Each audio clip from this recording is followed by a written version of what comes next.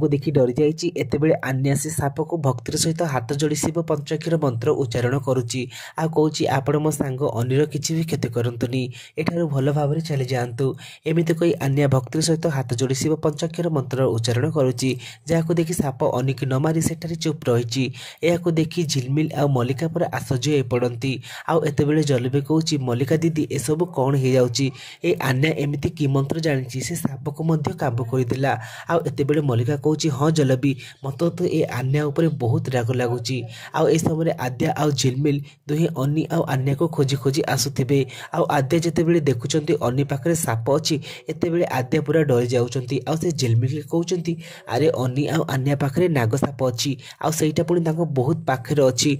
एमिति कहि धाई जिबा समय झिलमिल कहउचंती आद्या दीदी टिके भाबी चिंती जाओ, जदि से साप तरकु जाई अनी आउ आन्या को क्षति करिवो नहले तो से तुमको मारिपाको आसीबो, तापरे कोन हबो।